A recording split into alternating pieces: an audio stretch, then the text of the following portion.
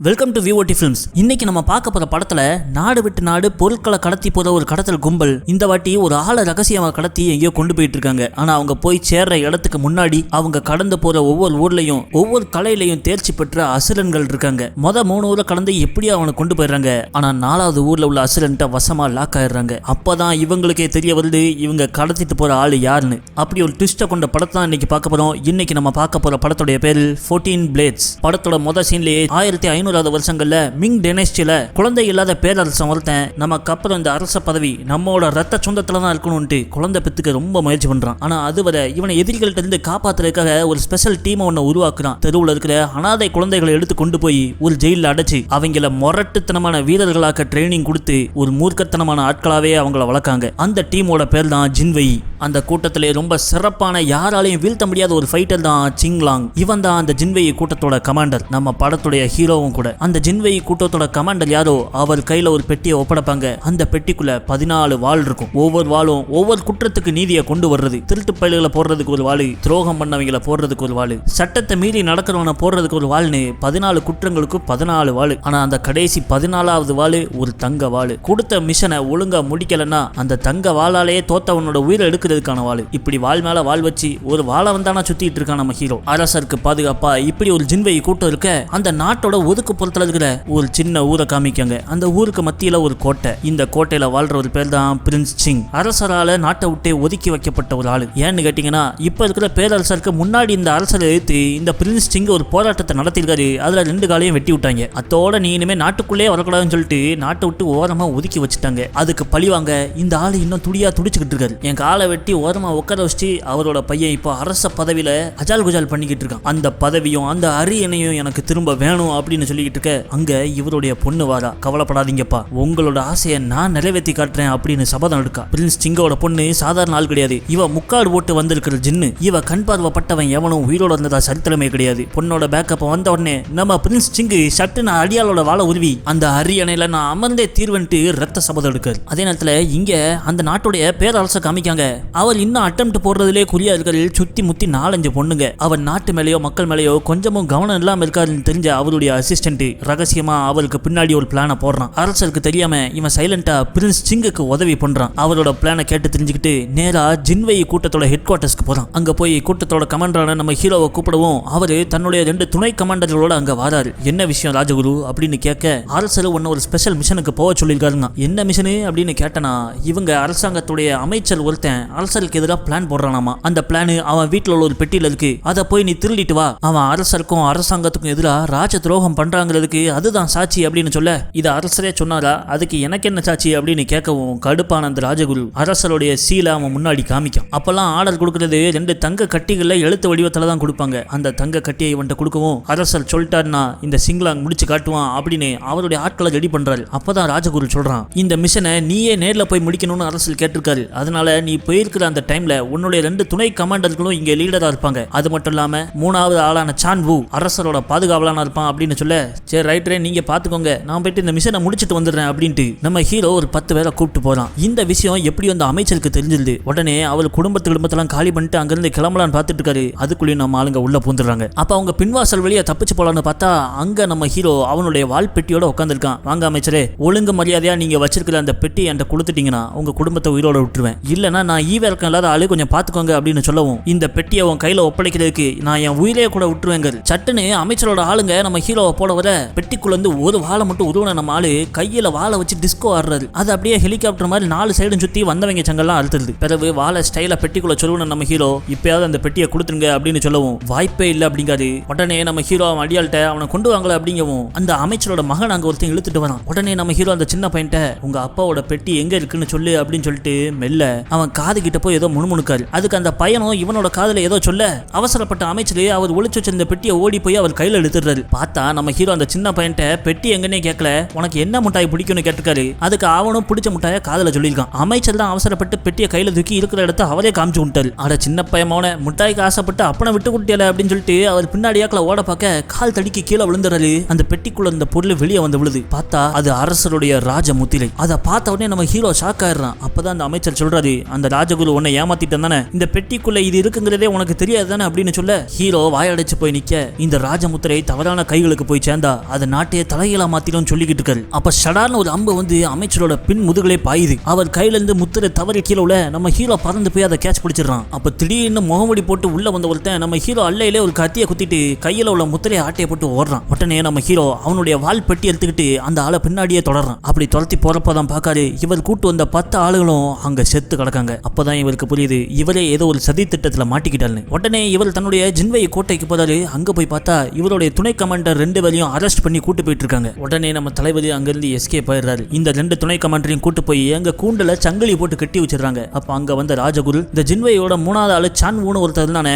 அவனை கூட்டு வந்து நிப்பாட்டுறாரு. தம்பி நான் சொன்ன மாதிரி நீ கரெக்டா முடிச்சிட்ட, நீ பெரிய இடத்துக்கு போக போற, இப்ப இந்த 2 பேரையும் போட்டு தள்ளிருங்க. இந்த சான் வூங்கிறவன் நம்ம கமாண்டர் மேல ஒரு பொறாமையில இருந்திருப்பான் போல இருக்க. தலைவர் பதவி அடைய இப்படி ஒரு குறுக்க வழியை தேர்ந்தெடுத்துட்டான். கட்டி போட்டிருந்த 2 துணை கமாண்டர்ல மொத ஆள் அவங்க அவுத்து விட அவன் கழுத்துல மட்டும் சங்கிலியை கட்டி விட்டுறாங்க. அவன் கையில வாள் எடுத்துக்கிட்டு இந்த சான் வூவை போட வரான். ஆனா ஒரு இடத்துல கழுத்துல கட்டி இருந்த சங்கிலியால அவன் தவறி கீழே விழுந்துட அதை பயன்படுத்தி சான் வூ அவனை குத்தி கொன்றுதான். பலே சான் வூ 2வது இருக்கிற துணை கமாண்டரையும் போட்டு தள்ளிட்டனா. அதுக்கப்புறம் நீதாமலை அப்படின்னு சொல்ல கீழே கடந்த வாளை எத்தி உதைக்கான். அதை கண்ணை மூடின மணிக்கே கேட்ச் பிடிக்கான். அங்க கட்டி போட்டுக்கிற 2வது கமாண்டர் ஆத்தி இவன் கொஞ்சம் பயங்கரமான ஆளா இருப்பான் போல இருக்க அப்படின்னு சான் வூ கொஞ்சம் அரண்டு போவ சங்கிலியை பிச்சுக்கிட்டு அவன் பறந்து வரான். வந்து அடிச்ச அடியில சான் வூ எல்லாம் சிதறி ஓடிட்டான். பிறகு அங்க உள்ள தூணை வெட்டி போட்டு அது மேல ஓடி போய் இந்த ராஜகுருவை ஒரே வெட்டிடலான்னு பறக்கிறான். அப்போ திடீர்னு அந்த இடத்துக்குள்ள ஒரு துணி மாதிரி ஒண்ணு பறந்து வந்து இவனை அடிக்கி என்னடா மேஜிக்க போடுறீங்க அப்படின்னு அரண்டு போய் நிக்க பார்த்தா அது பிரின்ஸ் சிங்கோட மவ. அந்த முக்காடு போட்ட ஜின்னு இவளுக்கு மாய சக்திகள் இருக்கு. சும்மா பறந்து பறந்து அட்டாக் பண்ற இவ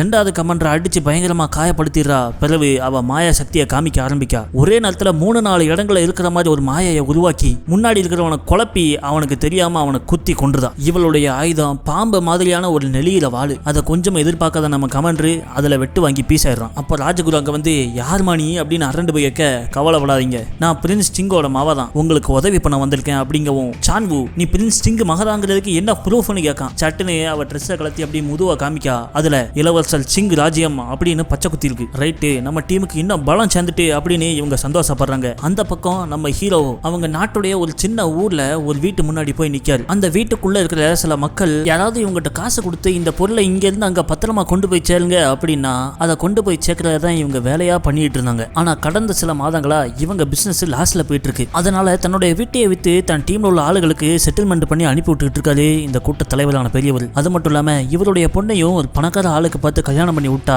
அவளையும் செட்டில் பண்ணி விட்டலான்னு அவளுக்கு கல்யாணம் ஏற்பாடு பண்ணிருக்காரு. அந்த பொண்ணுக்கு அதுல கொஞ்சம் கூட இஷ்டம் இல்ல. ஏன்பா நம்ம பிசினஸ் நான் எடுத்து நடத்துறேன்னு அப்படின்னு சொல்லிட்டு இருக்க நமக்கு ஏற்கனவே ஏகப்பட்ட கடன் ஆயிட்டுமா இதுக்கு மேல நடத்த முடியாது அப்படின்னு பேசிட்டு இருக்கும்போதே அவங்க வீட்டு கதவை யாரோ தட்டுறாங்க. ஆஹா கடன்கார பழுவ மறுபடியும் வந்துட்டாங்களா அப்படின்னு சொல்லிட்டு இவங்க வெளியே ஓடி போய் பார்த்தா நம்ம ஹீரோ அடிபட்டு ரத்தமும் கரையுமா நிக்கான். சார் நீங்க யாரு உங்களுக்கு என்ன வேணும் அப்படின்னு கேட்க உங்களுக்காக ஒரு வேலை வச்சிருக்கேன் அப்படிங்க எங்களை மன்னிச்சிருங்க எங்க பிசினஸ் நாங்க க்ளோஸ் பண்ணிட்டோம் அப்படிங்காரு. டக்குன்னு நம்ம ஹீரோ ஒரு 10 லட்ச ரூபா எடுத்து நீட்டுறான். அதை பார்த்து அவங்க அரண்டு போயிடுறாங்க. இந்த வேலையை முடிச்சு கொடுத்தா உங்களுக்கு இன்னொரு 10 லட்ச ரூபா தராங்க. ஆஹா தெய்வமே வந்து கதவு தட்டுது அப்படின்னு சொல்லிட்டு நம்ம ஹீரோ கையில இருக்கிற பெட்டியை பார்த்து இந்த பெட்டியை தான் டிரான்ஸ்ஃபர் பண்ணுமா அப்படின்னு கேட்டா இல்ல நீங்க பத்திரமா கொண்டு போய் சேர்க்க வேண்டியது என்ன அப்படின்னு சொல்லிட்டு அப்படியே மயங்கி விழுந்துடுறான். உடனே ஹீரோ உள்ள தூக்கிட்டு போய் மருந்தெல்லாம் போட்டு விட்டு அடுத்த நாள் காலையில நம்ம ஹீரோ சொன்ன இடத்துக்கு அவனை ஒரு வண்டிக்குள்ள கடத்தி கூட்டு போறாங்க. அப்படி கூட்டு போயிட்டு இருக்கப்போ ஊர் வாசல்ல பயங்கர செக்யூரிட்டி வழக்கத்துக்கு மாறா ஏகப்பட்ட செக்கிங் நடந்துகிட்டு இருக்கு. அப்ப நம்ம பெரியவர் அந்த செக்கிங் பண்ற செக்யூரிட்டி கார்டை ஒருத்தனை பார்த்து இல்ல ஐயா நீங்க என்ன பண்ற அப்படின்னு கேட்காரு. ஏன்னா இவருடைய சொந்தக்காரன் போல. மாமா இந்த ஜின்வை கூட்டத்தோட கமாண்டரை அரெஸ்ட் பண்ண சொல்லி அரசாங்கத்துல இருந்து வாரண்ட் வந்திருக்கு அதனால தான் தேடிக்கிட்டு இருக்கோம். நீங்க வண்டி எங்கேயுமா எங்க போறீங்க அப்படின்னு கேட்க என் பொண்ணுக்கு கல்யாணம் வச்சிருக்கு அதுக்கு தான் ஏன் போயிட்டு இருக்கோம் அப்படின்னு சொல்ல நான் வண்டியை செக் பண்ணிட்டு உங்களை அனுப்பி விடுறேன்னு சொல்லிட்டு வந்து தொடர்ந்து பார்க்க அங்க அவருடைய பொண்ணு உட்காந்துருக்கா மனக்கோலத்துல. அவரை பார்த்து அசடு வெளியிலவன் இந்த வாட்டி உனக்கு கல்யாணம் செட் ஆகலனா மாமனையே கல்யாணம் பண்ணிக்கோ அப்படிங்க. சரியா போச்சு போ அப்படின்னு சொல்லிட்டு கதவை புட்டு இவங்களை கிளியர் பண்ணி கேட்டுக்கு வெளியே அனுப்பி விட்டுதான் அந்த சொக்காரன். அப்படியே 2-3 நாள் இவங்க டிராவல் பண்ணி போவ ரெஸ்ட் எடுக்கலான்னு ஒரு இடத்துல நிப்பாட்டுறப்போ நம்ம ஹீரோவும் கொஞ்சம் தெம்பாயிடுறான். அவனுக்கு சிக்கன் பீஸை கொடுத்து சாப்பிட கொடுக்காங்க. அதை உட்காந்து சவச்சிட்டு இருக்கப்போ திடீர்னு அங்க ஒரு கூட்டம் வராங்க. கையில பொருளுங்கிருமா முரட்டு குரூப்பா வந்து நிக்காங்க. வந்து நம்ம கூட்டத்தை பத்தி யாருவே நீங்க எங்க ஒரு பார்டர்ல வந்து கடையை போட்டிருக்கீங்க உங்களுக்கு இங்க என்ன சொல்லி அப்படின்னு கேட்கவும் நம்ம பெரியவர் அவர் வாழை எடுக்கலான்னு போறாரு. வேண்டாம் முத சுமூகமா முடிப்போம் அப்படின்னு சொல்லிட்டு இந்த கூட்டத்திட்ட இருந்து ஐயா நாங்க சாதாரண வழிபோக்கர்கள் என் பொண்ணுக்கு கல்யாணம் வச்சிருக்கு அதனாலதான் இந்த வழியா போய்கிட்டு இருக்கோம் அப்படின்னு சொல்ல தலைக்கு 1 லட்சம் 20 லட்சம் கொடுத்துட்டீங்க இருந்து கிளம்புங்க அப்படிங்க. என்னையா இது அநியாயமா இருக்கு அப்படின்னு சொல்ல உடனே அந்த கெட்டவங்க குரூப்ல ஒரு ஆளு போய் இவங்க வண்டியில கட்டியிருந்த இவங்க கூட்டத்தோட கொடியை பிச்சு கொண்டு வந்து மிதிக்கும். அதை பார்த்து வெறியான இந்த பெரியவரோட மக என்ன தைரியம் இருந்தா இங்க கொடியை மிதிச்சிருப்ப அப்படின்னு அவனை அடிக்க ஓடுறா. அப்போ ஒரு சிக்கன் எலும்பு வந்து அவன் மூஞ்சிலே அடிக்கி இவ்வளவு நெஞ்சிலே ஒரு எத்து விட்டு அவனை பறக்க விட்டுதான் எவங்கள அடிச்சது அப்படின்னு சொல்லிட்டு அவங்க குரூப் ஆளுங்க வர அவங்களுக்கு மூஞ்சில 2 எலும்பு துண்டு அடி. பார்த்தா நம்ம ஹீரோ கையில ஒரு ஒரு லெக் பீஸ் வச்சுட்டு அசால்ட்டா நடந்து வராப்ல. உடனே அவங்க கூட்டமா முன்னாடி வர ஒரு கையில லெக் பீஸ் வச்சுக்கிட்டு இன்னொரு கையிலேயே அவங்க எல்லாரும் லெஃப்ட்லேயே ஹேண்டில் பண்றாரு. வந்தவங்க எல்லாம் சப்பு சப்புன்னு சவுட்டில் அடிச்சு ஓட விட அந்த கூட்டத்தோட தலைவன் என்ன தைரியம் தான் எங்க ஆள் அடிச்சிருப்ப அப்படின்னு முன்னாடி வரான். அப்ப நம்ம ஹீரோ லைட்டா அவரோட வேட்டியை விலக்கி உள்ள தொங்குற சிம்பிளை காமிக்காரு. அதை பார்த்த உடனே அவனுக்கு புரிஞ்சுட்டு இவர் தான் ஜின்வேய் கூட்டத்தோட கமாண்டர்னு. தலைவா நீங்களா அப்படின்னு சொல்லிட்டு உடனே அவன் ஆளெல்லாம் பிறக்கிட்டு அங்கிருந்து தெரிச்சிடறான். ஆனா அடுத்த சீனை கட் பண்ணி காமிச்சா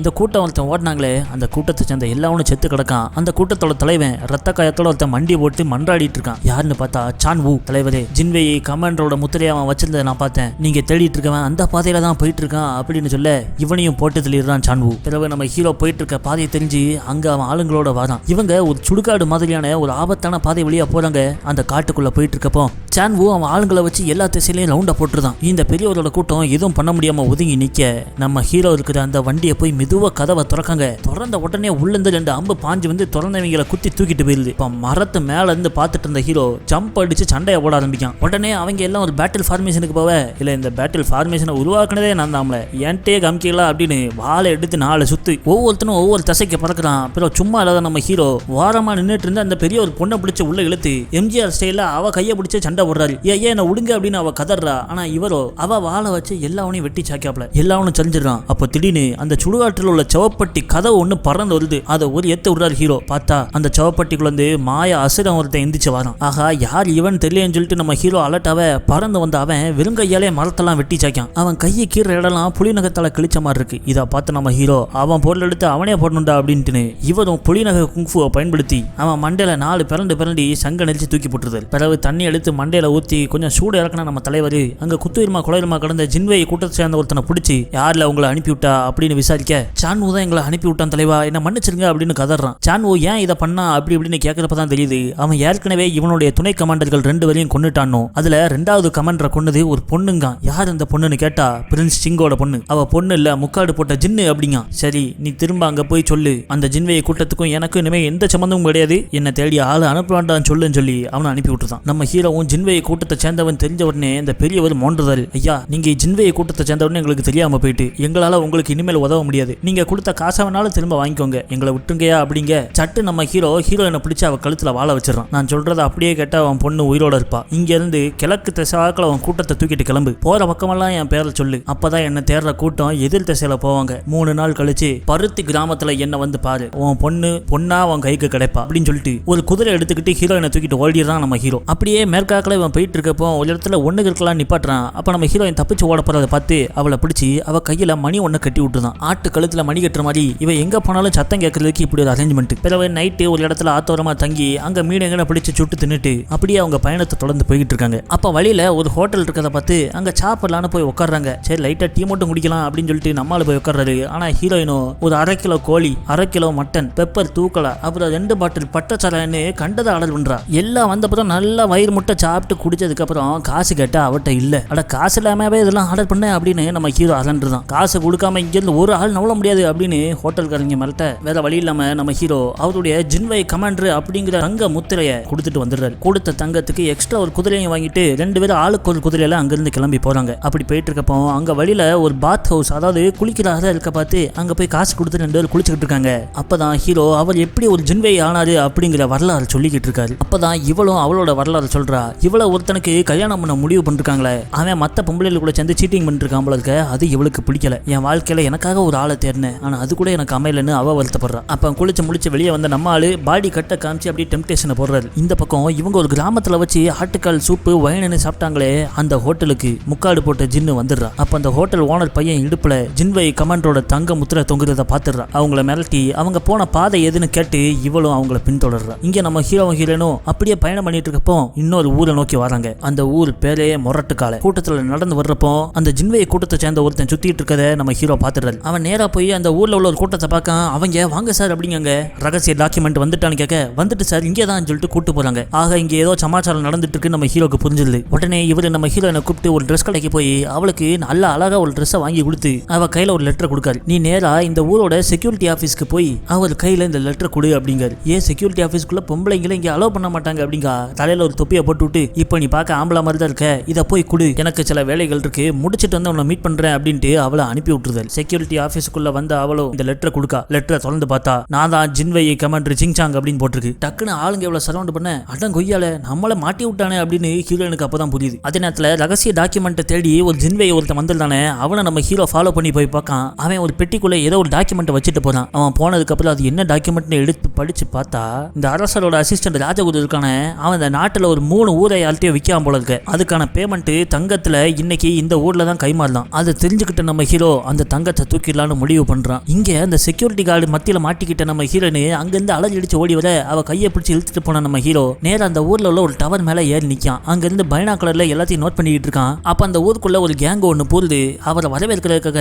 செக்யூரிட்டி கார்டு ஹெட் அவன் ஆளுகளை கூப்பிட்டு வந்திருக்கான். வாங்க கேப்டன், உங்களுக்கு தான் வெயிட்டிங் அப்படின்னு ஊருக்குள்ள வந்து அந்த குரூப்பை ரகசியமா ஒரு இடத்துக்கு கூட்டு போறான். அப்பதான் நம்ம ஹீரோ கவனிக்கான், ஹீரோயின் அங்க கீழே நடந்து போய்கிட்டு இருக்கா. பின்னாடி தானே யாரெல்லாம் திரும்பி பார்த்தா அவளை ஆளை காணும். பார்த்தா அவ வந்துட்டு இருக்கும்போது அப்படியே தடுமாறி கீழே விழுறா. உள்ள வந்துட்டு இருந்த ரகசிய கூட்டத்தை சேர்ந்த ஒருத்தன் அவளை தூக்கி விட்டு உதவி பண்றான். அவனுக்கு தேங்க்ஸ் சொல்லிட்டு இவன் நடந்து வர பார்த்தா அவன்கிட்ட இருந்த லைட்டா ஒரு முத்திரை ஒன்று ஆட்டையா போட்டா போல இருக்கு. இதை நம்ம ஹீரோ பைனாகுலர்ல பாத்துக்கிட்டு இருக்க. அப்படியே திருப்பி பார்த்தா இவன மாதிரியே வேற ஒருத்தனும் ஊர் மதில் சவர்ல உட்காந்து இதை நோட் பண்ணிக்கிட்டு இருக்கான். ஹீரோ சடச்சடன்னு டவர்ல இருந்து கீழே இறங்கி வந்துடுறான். அப்புறம் ஹீரோ என்ன பிடிச்சி நீ எதுக்கு அங்க போன, உன்ட்ட எதுவும் உதவி கேட்டனா அப்படின்னு கேட்டா எப்படியும் நீ என்ன பயன்படுத்த தான் செய்யற, அதனால நானே உனக்கு உதவி பண்ணலாம் தான் இப்படி பண்ணேன் அப்படின்னு அழுதுட்டே சொல்றான். இனிமேல என் கண் பார்வையில இருந்து நீ நவள கூடாதுன்னு சொல்லிட்டு அவளை கூப்பிட்டு நேரா அங்க உள்ள ஒரு ஹோட்டலுக்கு போறான். அங்க போய் டேபிள்ல உட்காந்து 2 டீ ஆர்டர் பண்ணிட்டு அன்னைக்கு நைட்டு அங்கேயே தங்குறதுக்கு 2 ரூமையும் புக் பண்றாரு. அப்போ மதில் சவர் மேல இருந்து ஒருத்தன் பார்த்துட்டு இருந்தானே, அவன் கூட்டத்தோட வந்துடுறான். ஆளு பாக்குறதுக்கே ஸ்டைலா அனிமேல வர்ற மாதிரி இருக்கான். நேரா வந்து நம்ம ஹீரோ உட்கார்ந்து இருக்கிற டேபிள்ல வந்து உட்கார்றான். அப்பதான் உள்ள வந்தவன் சொல்றான், ஒரு ரகசிய கூட்டம் ஒருத்தங்க வண்டியில ஏதோ கொண்டு வராங்களே, அவங்கள நான் 2 வாரமா ஃபாலோ பண்ணிட்டு இருக்கேன், தேவையில்லாம நீ உள்ள புந்து என்கிட்ட அடி வாங்கிடாத அப்படிங்க. அப்பதான் நம்ம ஹீரோ சொல்றான், நான் ஜின்வேயோட கமாண்டர்னு. ஓ நீ தான் அதுவா, சரி வா ஒத்தை போட்டு பார்த்துடலாம், நீ பெருசா நான் பெருசானே அப்படின்னு இவன் சண்டைக்கு கூப்பிட சேலஞ்சு பண்ண உன சும்மா விடக்கூடாதுன்னு சொல்லிட்டு நம்ம ஹீரோ ஒரு எத்து விடுறாரு. அவன் லாவகமா நோண்டுறான். இவன் பேர் தான் ஜட்ஜ் ஆஃப் த டெசர்ட், பாலைவன நீதிபதி. பாக்கெட்டுக்குள்ள இருந்து ஒரு காசு எடுத்து அப்படியே சுண்டி விட்டு அவன் தரையில அதை சுத்திக்கிட்டு இருக்க. இது கீழே விழுறதுக்கு முன்னாடியே ஒன்ன நான் கீழே தள்ளுறேன் பாருல அப்படின்ட்டு நம்ம ஹீரோவை சேலஞ்சு போட்டு அடிச்சு காசு விழுறதுக்கு முன்னாடியே நம்ம ஹீரோவை கீழே படுக்கப்பட்டுதான். உடனே தட்டி விட்டுட்டு எந்திரிச்ச நம்ம ஹீரோவோ அங்க இருக்கிற சூப் பவுல் எடுத்து அதை அவர் சுத்தி விடுறாரு. இது கீழே விழுறதுக்கு முன்னாடியே நான் உன்னை மலத்திரம் பாருலன்னு சொல்லிட்டு பாஞ்சு அடிச்சு அவனை மலத்தி விட்டுறாரு. அசிங்கப்பட்டவன் சட்டுன்னு அவனோட வாழை உருவிட்டு வெட்ட வரான். நம்ம ஹீரோ அவரோட பெட்டியை முன்னாடி வச்சு அசையாம நிக்காரு. கழுத்து கிட்ட கொண்டு வந்து அவன் கத்தியை நிப்பாட்டிடுறான். அப்ப நம்ம ஹீரோ சொல்றாப்ல, எனக்கு உன்னை கொல்றதுல கொஞ்சமும் இஷ்டம் இல்லை, ஆனா நான் சொல்றபடி நீ கேட்டனா உனக்கு 500 கிலோ தங்கம் தாரங்க. இது 500 கிலோ தங்கமா எப்படி வே அப்படின்னு கேட்க, நான் சொல்றதை அப்படியே ஃபாலோ பண்ணுங்க. அப்போ உன்னோட பங்கு அப்படின்னு கேட்கவும் நம்ம ஹீரோ அவன் தங்கத்துல பங்கு பார்க்கல, அவன் தேடி வர்றது வேறன்னு சொல்றான். ஒருவேளை இந்த பிளான் ஃபெயில் ஆயிட்டா என்ன பண்ண அப்படின்னு நீதிபதி கேட்க, பிளான் சக்சஸ் ஆயிட்டுனா மொத்த தங்கத்தை நீயே வச்சுக்கோ, பிளான் ஃபெயில் ஆயிட்டுனா நான் என் உயிரே விட்டுறேன் அப்படின்னு சட்டுன்னு வாள் எடுத்து பக்கத்தில் உள்ள கம்பை வெட்டி சத்தியம் பண்றான். சத்தியமே கொடூரமா இருக்கு, இவன் சொன்ன சொல்லுக்கு உண்மையா இருப்பான்னு சொல்லிட்டு நீதிபதி அங்கிருந்து கிளம்பிடுறான். அவன் போன பிறகு நம்ம ஹீரோவும் ஹீரோயினும் உட்காந்து டீயை குடிச்சுக்கிட்டு இருக்க. நம்ம ஹீரோ எனக்கு 1000 ஜோலி கிடக்கு, நீ கிளம்பி போன்னு அவளை அனுப்பி விட்டுறான். நைட் ஒரு பார்ல உட்காந்து சரக்க போட்டுக்கிட்டு இருக்க. அப்ப பக்கத்துல ஒரு பொண்ணு வந்து உட்கார்றா. அவதான் முக்காடு போட்ட ஜின்னு. அப்ப திடீர்னு வெளியே வான வேடிக்கை போட ஹோட்டல்ல இருந்தவங்க எல்லாரும் வெளியே என்னடா நடக்குன்னு பார்க்க போறாங்க. ஹோட்டலே காலியாயிருது. நம்ம ஹீரோவும் அவளும் மட்டும் தான் உட்காந்துருக்காங்க. அப்ப சடார்னு அவ வாழை உருவி சண்டை போட ஆரம்பிச்சிடறா. நடக்கிற சண்டையில ஹோட்டலே அலங்கோலமாயிருது. கடைசியா அவ மாய வித்தைகள்லாம் காட்ட ஆரம்பிக்க ஹீரோவே திணறி போயிடுறான். இதுக்கு மேலே இவட்ட சண்டை போட்டா நம்மளுக்கு பாட கட்டிடுவாங்கன்ட்டு கயிறு போட்டு அங்கிருந்து பேட்மேன் மாதிரி தாவி எஸ்கேப் ஆயிடுறான். அடுத்த நாள் காலையில விடிஞ்சிருது. பாலைவன நீதிபதி மலை மேல இருந்து பைனாகுலர்ல அந்த ஊரை கண்காணிச்சுக்கிட்டு இருக்கான். அப்ப அங்க ஒரு பில்டிங்க்கு முன்னாடி இந்த செக்யூரிட்டி கார்டுகள் நின்றுகிட்டு இருக்காங்க.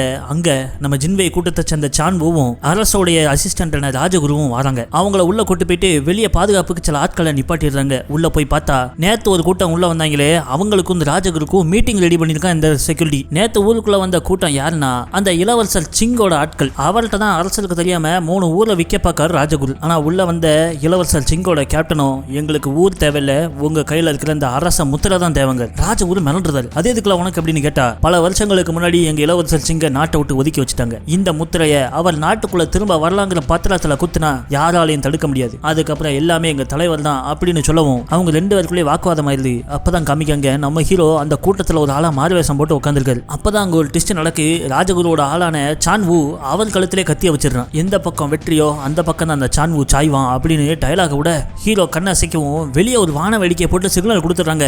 உடனே நம்ம பாலைவன நீதிபதி அவன் கூட்டத்தோட அங்க குதிரையில பாஞ்சு வாரான். இங்க இந்த பில்டிங்க்கு வெளியே இந்த செக்யூரிட்டி கார்டுகளோ அம்ப விட்டு அட்டாக் பண்ண பார்க்க அதுல மிஸ் ஆன பாலைவன கூட்டம் பாஞ்சு வந்து வெளியே உள்ள ஆட்கள் எல்லாம் போட்டு தள்ளிட்டு உள்ள போடுறாங்க. அதே நேரத்துல உள்ள அந்த பிரின்ஸ் சிங்கோட கேப்டனோ டக்குன்னு அந்த பத்திரத்தை கொடுத்து இதுல அந்த முத்திரையை வச்சிடல அப்படின்னு சான்வுட்ட கொடுக்க அவன் அதை எடுத்துட்டு முத்திரை வைக்க போறான். அப்ப எதிரில் ஒரு ஆள் வந்து நிக்காரு. யாருன்னு பார்த்தா நம்ம ஹீரோ. ஐயா நீயா அப்படின்னு சொல்லிட்டு அவன் பதறி போய் வாழ உருவ. ஹீரோவும் சட்டுன்னு வேஷத்தை கழிச்சிட்டு அவன் வாழ உருவுறான். அந்த கேப்டனோ அவன் ஆளுங்களை விட்டு அட்டாக் பண்ண சொல்ல அப்ப சடான்னு உள்ள வந்து சடன் பிரேக் அடிக்கா நம்ம நீதிபதி. ப்ரோ வாட் ப்ரோ, நீ அவனை பாத்துக்கோ, நான் இவனை பாத்துக்கிறேன் ப்ரோன்னு சொல்லிட்டு கேப்டனோட ஆளுகளுக்கு எதிராக ஒத்த ஆளா இறங்குறான் நீதிபதி. சிங்கிள் ஆளா அவன் எல்லாரையும் அடிச்சு தாக்கிட்டு இருக்க. இங்க நம்ம ஹீரோவுக்கும் சான்வுக்கும் பயங்கரமான சண்டை நடக்கு. சான்வுக்கு தெரிஞ்சிருது நம்ம கமாண்டரை எடுத்து சண்டை போட்டு ஜெயிக்க முடியாதுன்னு. கையில உள்ள முத்திரையை தூக்கி போட்டு அவன் ஓடி போயிடுறான். இந்த பக்கம் பிரின்ஸ் சிங்கோட கேப்டனும் அவன் குருவும் நம்ம ஒரே ஆளு நீதிபதி கையில அடி வாங்கி மாண்டுறாங்க. பிறகு அங்க இருந்த தங்க எல்லாத்தையும் நம்ம ஹீரோ பாலைவன நீதிபதிக்கே கொடுத்துறான். இது மொத்தமும் நீயே ஆண்டு அனுபவிச்சுக்கோ, எனக்கு தேவையான முத்திரை கிடைச்சிட்டு இதை பத்திரமான இடத்துல போய் ஒப்படைக்கிறதா என்னோட மிஷன் சொல்லிட்டு